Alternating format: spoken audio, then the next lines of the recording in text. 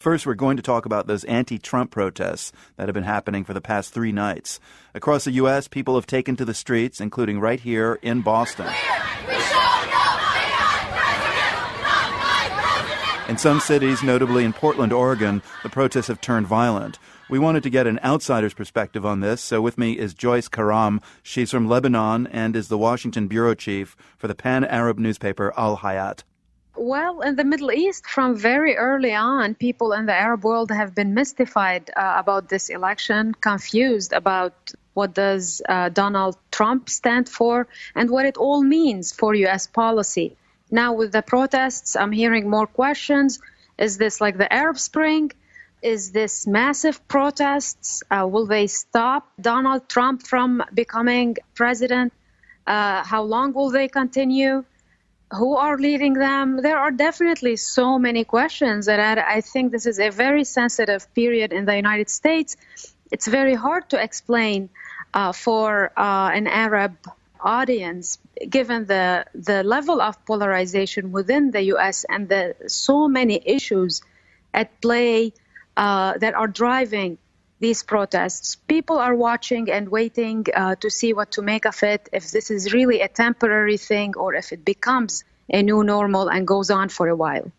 I mean, I'd like to know what you think, because I can't recall a time when people protested an election in this country in the streets. What do you think the fact that they are happening at all says about the moment we're in now? This is definitely unprecedented. As someone who had covered the George Bush administration, I'm having flashbacks from those days, but that didn't happen exactly after the election. It happened later because of policies. I think what we're witnessing is unprecedented level also of polarization within the U.S. between the right and the left. And I think this will keep playing on for a while. I do think this might be the new normal that we will see more in the Trump administration.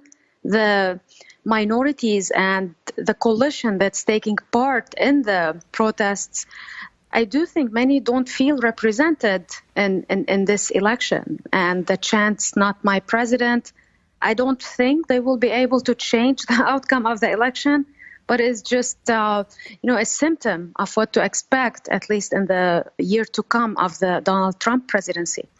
Let's consider for a moment, Joyce, the fear that some Muslims now have that Donald Trump has been elected, a man who's talked about registering Muslims in the U.S., a ban on Muslims entering the U.S.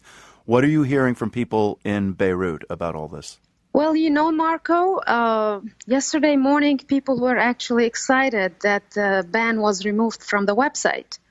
And then a few hours later, it's back on the website, and we are told it was just a technical glitch.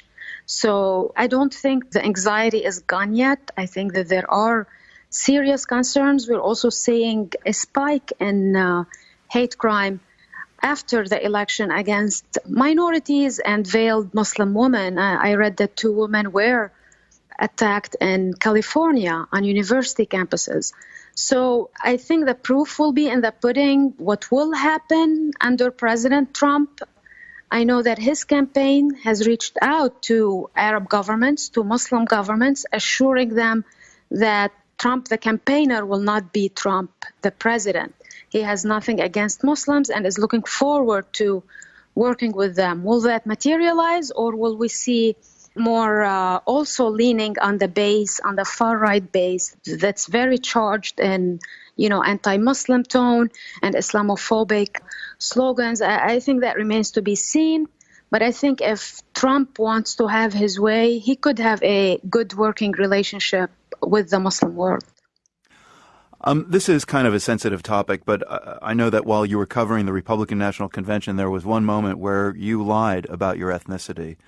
Would you tell us about that moment? Yes, it was in the Republican National Convention, and we were seated. Ironically, we were seated with the supporters, not in the journalists' booth. Me and a couple of other Arab journalists, and I just went to walk to get a drink, and someone saw me, and he was like, "Oh, where are you from?" I mean, you can't see me right now, but I do have black hair. It was summer. I was darker. And in the heat of the moment, and having seen everything we were seeing in Cleveland, from white supremacists protests, from carry on guns protests, I felt afraid and honestly terrified. And I just said, India, So I did lie, but it was just, I did not want to have an argument of, being called to get out of go back to the Middle East, or being labeled as a bad Muslim or anything of that sort. I mean, it was, I've covered so many conventions, but that experience at the RNC, I'm not sure I will be witnessing anything like this in American politics again. So as a journalist in the United States and covering the story, and, you're from the Mideast, are you worried about kind of the experience you had at the Republican National Convention kind of becoming a trope for maybe the next 4 years?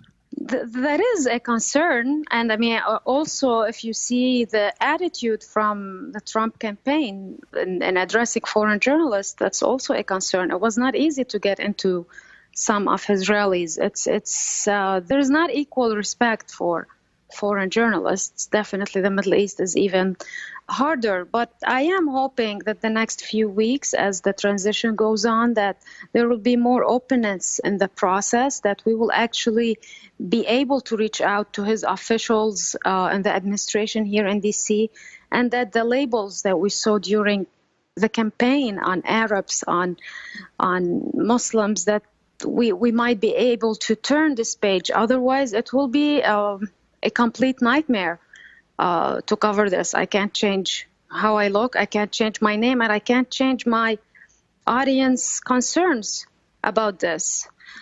Just hoping that the mood will change within the administration now that the Republicans have a clear majority.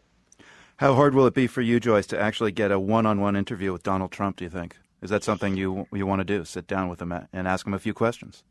I would love to, and I think he seems to be more open to the media, but let's see. I mean, I'm sure I'm not on the top of that list. We will have to wait and see what kind of outreach he will bring to the Arab world, and if that's at all on his list. Well, Joyce Karam, a Washington bureau chief for the newspaper Al-Hayat, thanks very much.